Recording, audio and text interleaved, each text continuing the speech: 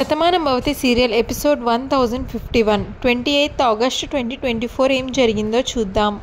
నా రాధ మనసేంటో నాకు తెలుసు. రాధ నన్ను మోసం చేసే పని ఎప్పటికీ చెయ్యదు.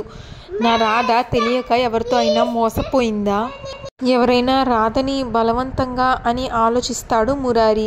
అప్పుడు భార్గవి, వీటన్నింటికి సమాధానం మన దగ్గర లేదు మురారి, రాధే చెప్పాలి. తను వెళ్ళిపోయిన ఈ 6 నెలలు ఏం జరిగింది అని రాధే నీకు చెప్పగలదు. కానీ గతాన్ని మర్చిపోయిన రాధకి అవేమీ గుర్తులేవు. కనీసం తను ప్రెగ్నెంట్ అని తెలిసే స్థితి కూడా తనకిప్పుడు లేదు అని అంటుంది భార్గవి మురారితో. గతం గుర్తొచ్చేంత వరకు ఓపిక పట్టడం తప్ప మనం ఇంకేం చేయలేం అని భార్గవి అంటే, ముందు ఈ విషయం ఆంటీకి చెప్పాలి.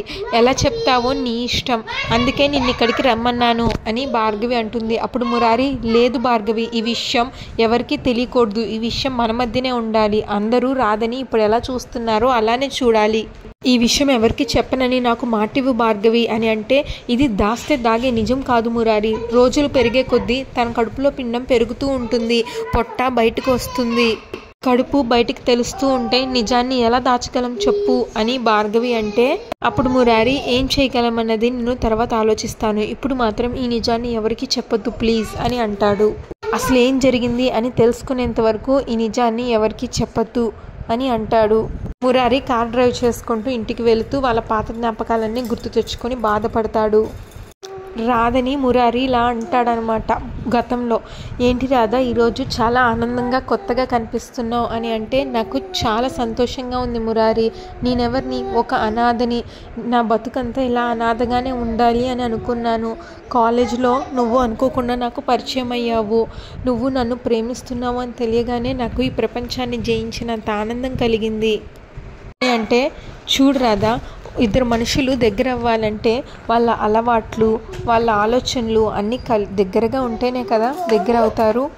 మనిద్దరి ఇష్టాలు, అభిప్రాయాలు ఒకటే, మనిద్దరి ఆలోచనలు ఒకటే. నేనేం చేయాలనుకుంటానో నువ్వు కూడా అదే చేయాలి అనుకుంటావు. ఇంకెప్పుడు నువ్వు అనాథవి అని అనుకోకు. నీకు నేనున్నాను, నా కుటుంబం అంతా ఉంది. నువ్వు అనాథవి ఎలా అవుతావు అని అంటాడు. నా పేరు రాధ అని ఎవరు పెట్టారో కానీ నాకు ఆ కృష్ణుడిని చూస్తే ఆరాధన భావం వచ్చేది. నిన్ను ప్రేమించాక నీ పేరు కృష్ణమురారి అని తెలిసాక నాకెంతో ఆనందం కలిగింది. నువ్వు నా జీవితంలోకి రావడం నా అదృష్టం, ఆ దేవత నాకు ఇచ్చిన వరం అని ఆనందపడిపోతుంది రాధ. నువ్వు నాకు నచ్చావని మా అమ్మకి చెప్పాను. మా అమ్మకి నీ ప్రవర్తన చాలా బాగా నచ్చింది. మన ఇద్దరం ఎప్పటికీ ఇలానే బతుకుతాం, ఒక్కటిగానే కలిసి ఉంటాం. అమ్మ కూడా ఒప్పుకుంది అని ఇద్దరూ ఆనందపడతారు. మురారి ఏడ్చుకుంటా ఇంట్లోకి వెళ్తాడు. ఇంకా ఇంట్లో జయ వాళ్ళ కూతురు ఇలా మాట్లాడుకుంటారు. జయ వాళ్ళ అమ్మాయి జయతో ఇలా అంటుంది, అమ్మ అప్పుడు రాధకి నాకు అడ్డుగా ఉందని నువ్వేదో చెప్పి పంపించేసావు. తను వెళ్ళిపోయింది కదా అని సంతోషంలో అసలు నువ్వు తనకి ఏం చెప్పావు అని కూడా నేను అడగలేదు. అసలు అప్పుడు తనకి ఏం చెప్పి పంపించేసావు అని అడుగుతుంది. అప్పుడు జయ, నేనేం చేసినా గోడ కట్టినట్టు చేస్తాను, బలంగా చేస్తాను. 6 నెలలు అది మనకి కనిపించకుండా పోయింది అంటే నేను దాన్ని ఎంత భయపెట్టాను, ఏం చెప్పానో అర్థం చేసుకో. అలాంటిది మళ్ళీ ఇప్పుడు ఎలా తిరిగి వచ్చిందో నాకు అర్థం కావటం లేదు. దాని గురించి ఆలోచిస్తున్నాను అని జయ అంటుంది. ఇప్పుడు ఆలోచిస్తూ కూర్చుంటే పుణ్యకాలం కాస్త పూర్తయిపోతుంది. దానికి కానీ గతం గుర్తు రావాలి. అమ్మమ్మ ఒక్క క్షణం కూడా లేట్ చేయకుండా వాళ్ళిద్దరికీ పెళ్లి చేసేస్తుంది అని అంటుంది జయ కూతురు. మళ్ళీ ఏదోటి చేసి దాన్ని ఇంట్లో నుంచి పంపించలేవా అమ్మా అని అడిగితే అప్పుడు జయ, నేను వడ్డీ విషయంలో ఎంత ఖచ్చితంగా ఉంటానో నీ జీవితంలో విషయంలో కూడా అంతే నిక్కచ్చిగా ఉంటాను, అందులో సందేహమే లేదు. నా జీవితాశయానికి అడ్డు రాకూడదు, నీ జీవితానికి అడ్డు రాకూడదు అని దాన్ని అన్నీ తెలిసి తెలివిగా ఉన్నప్పుడు ఇంట్లో నుంచి పంపించా. ఇప్పుడు గతాన్ని మర్చిపోయిన మొద్దు, దాని పేరేంటో అదే తెలుసుకోలేని స్థితిలో ఉంది. ఇలాంటప్పుడు ఇంట్లో నుంచి పంపించడం ఎంత పని? అంతా నేను చూసుకుంటాను. ఏం చేయాలో ఎలా చేయాలో నేను ఆలోచిస్తాను అని అంటుంది జయ. మురారి బాధగా రాధ రూమ్లోకి వెళ్ళి భానుని చూస్తూ ఇలా అనుకుంటాడు తన మనసులో, నువ్వు ఎప్పటికీ నా దానివే రాధా, నువ్వు నాకు ద్రోహం చేస్తావని నేను ఎప్పటికీ అనుకోను. నిన్ను ఎప్పుడు కూడా తప్పు పట్టను.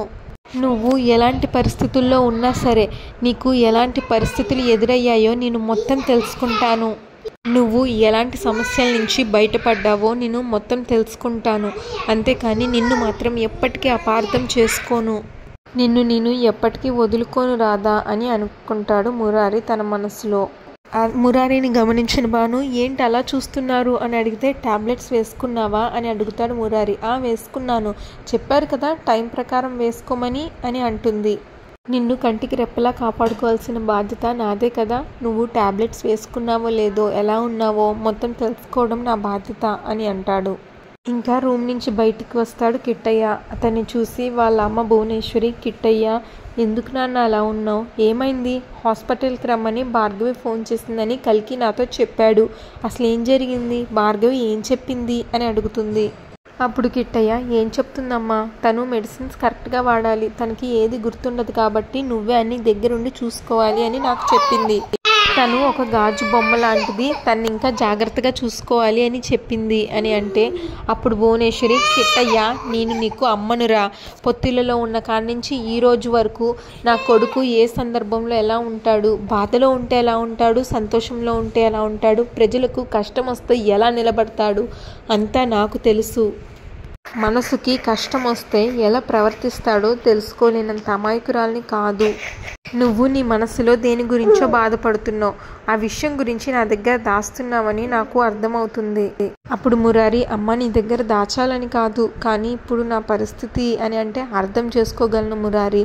నువ్వు మనస్ఫూర్తిగా ప్రేమించిన అమ్మాయి నిన్ను చూస్తేనే ఎవరో పరాయి వాళ్ళని చూసినట్టు దూరంగా జరుగుతుంది. నీ మనసులో ఆ బాధ ఉందని నేను అర్థం చేసుకోగలను, కానీ అంతకు మించి ఇంకేమైనా బాధ ఉంటే నీ మనసు తట్టుకోలేనిదైతే నాకు చెప్పు, నీకు ధైర్యం చెప్పడానికి అమ్ముందని మాత్రం మర్చిపోకు అని అంటుంది భువనేశ్వరి. భువనేశ్వరి అక్కడి నుంచి వెళ్ళిపోగానే మురారి, నా మనసులో ఉన్న నిజం నీకు చెప్పలేనమ్మా, తెలిస్తే నువ్వు తట్టుకోలేవు అని బాధపడతాడు.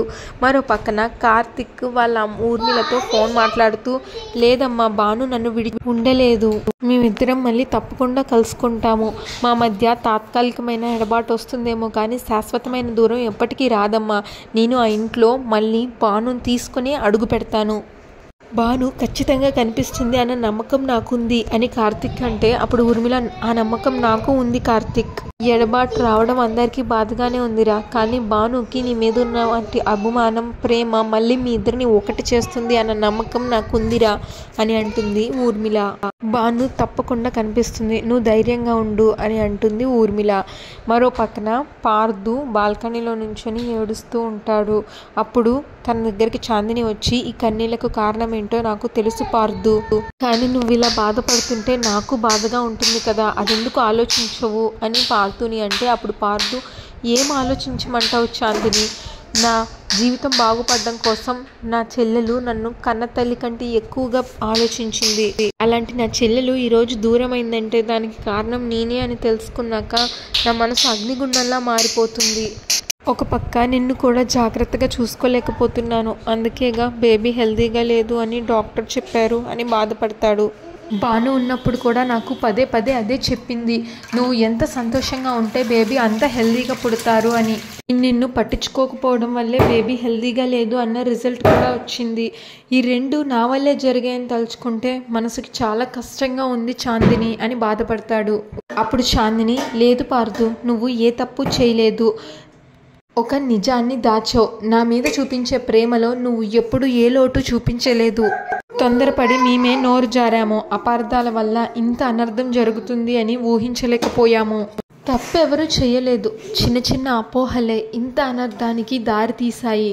ఊర్మిళ కార్తిక్తో, మనసులో ఎలాంటి ఆందోళనలు పెట్టుకోమా కార్తిక్, భాను తప్పకుండా దొరుకుతుంది, ఉంటాను నాన్న అని ఫోన్ పెట్టేస్తుంది. ఇంకా అంతటితో ఎపిసోడ్ అయిపోతుంది. ఇంకా నెక్స్ట్ ఎపిసోడ్ ప్రోమోలో కార్తిక్ వాళ్ళ అమ్మతో ఊర్మిళతో ఫోన్లో ఆనందంగా ఇలా అంటాడు, ఇన్ని రోజుల వెతుకులాటకు ఈరోజు తెరపడపోతుంది, భాను ఫోన్ ట్రేస్ అవుతుందంట, ఈరోజు నేను భానుని కలవబోతున్నానమ్మా అని ఆనందంగా చెప్తాడు. కార్తిక్ ఫోన్ చేస్తాడు భానుకి, అందులో శ్రీవారు అని రింగ్ అవుతుంది. భాను ఆశ్చర్యంగా చూస్తుంది ఎవరా అని. భాను ఫోన్ లిఫ్ట్ చేస్తుంది, దేవుడి గుడిలో ఉంటుంది. అంతటితో ప్రోమో కూడా అయిపోతుంది. ఈ ఎపిసోడ్ గురించి మీ ఒపీనియన్ని కామెంట్స్లో మెన్షన్ చేయండి. అలాగే మా ఛానల్ని మీరు ఇదే ఫస్ట్ టైం చూస్తున్నట్లయితే ప్లీజ్ దయచేసి మా ఛానల్ని సబ్స్క్రైబ్ చేసుకోండి. Thanks for watching.